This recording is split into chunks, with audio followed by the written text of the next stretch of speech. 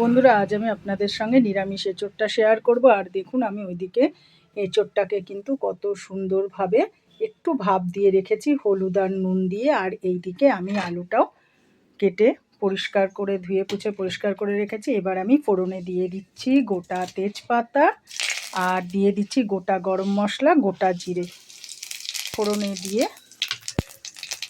এরপর আমি দিয়ে দেব এঁচোড়গুলো।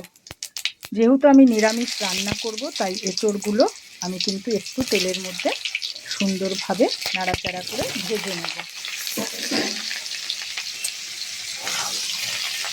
আগে তেলের মধ্যে দিয়ে আমি ভেজে নিলাম, একটু ভাজতে সময় দেব, তারপরে আমি নালে আলুটা আগে দিলে আলুটা না গলে যাবে। আর এঁচোড়টা যেহেতু একটু কষ থাকে, তাই আমি একটু হলুদ নুন দিয়ে সামান্য গরম জলে একটুখানি করে নিয়েছি, যাতে দেখতে কালচে না হয়। এরপর আমি মশলাগুলো দেব। দেখুন, এঁচোড়টা কত সুন্দরভাবে ভাজা ভাজা হয়েই গেছে। এবার আমি দিয়ে দেব নুন। আপনারা আপনাদের পরিমাণ মতো দেবেন, আমি আমার পরিমাণ মতো দিচ্ছি নুন, হলুদ, জিরে গুঁড়ো, টমেটো সব কিছু দিয়ে আমি সুন্দর করে নেড়ে চেড়ে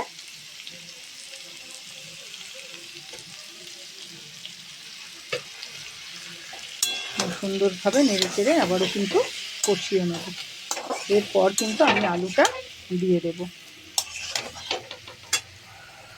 দেখুন কত সুন্দরভাবে কষানো হয়ে গেছে। এবার আমি দিয়ে দেবো গরম জলটা। খুব সুন্দরভাবে কষানো হয়ে গেছে।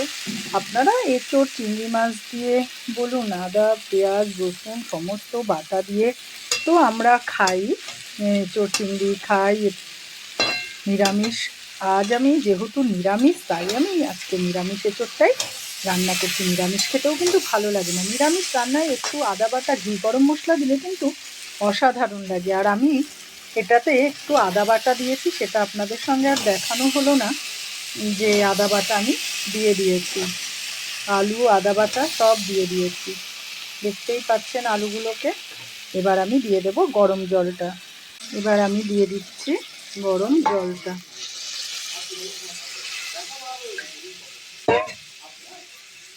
গরম জলটা দিয়ে নেড়ে চেড়ে এবার কিন্তু আমি একটু ঢেকে দেব।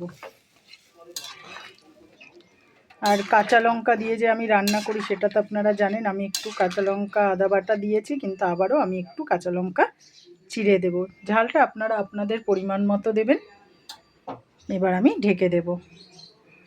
দেখুন, এঁচোড়ের তরকারি কিন্তু একদম রেডি। এবার আমি সব শেষে দিয়ে দিচ্ছি সামান্য মিষ্টি। এবার দিয়ে দেব গোলমরিচ গুঁড়ো,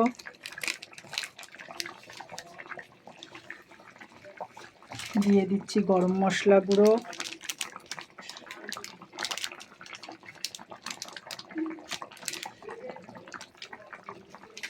আর সবশেষে নেড়ে চেড়ে সবশেষে কিন্তু আমি দেব ঘি। আর ঘিটা দিয়ে কিন্তু আমি ঢেকে দেব, আর কিন্তু ফোটাবো না। একেবারে রেডি এঁচোড়ের তরকারি। এভাবে নিরামিষ এঁচোড়ের তরকারিটা আপনারা করে খাবেন, দেখবেন অসাধারণ লাগে খেতে। সবসময় যে পেঁয়াজ রসুন দিয়ে খেতে হবে এরকম কোনো কথা নেই। এভাবেই আজকের এঁচোড় রান্নাটা আমি আপনাদের সঙ্গে শেয়ার করলাম, নিরামিষ এঁচোড় রান্না। যদি ভালো লেগে থাকে অতি অবশ্যই লাইক কমেন্ট শেয়ার করবেন। আর ইউটিউব চ্যানেলটা ফলো করলে অতি অবশ্যই সাবস্ক্রাইব করে দেবেন। এবার আমি গ্যাসটা অফ করে দেবো, এরপর দিয়ে দেব ঘিটা।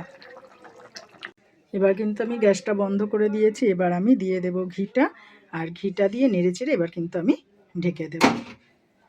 এভাবেই আমি নিরামিষ রান্নাটা শেয়ার করলাম। ঘি গরম মশলা দিয়ে এঁচোড় রান্না করে খাবেন নিরামিষ, দেখবেন অসাধারণ লাগে খেতে।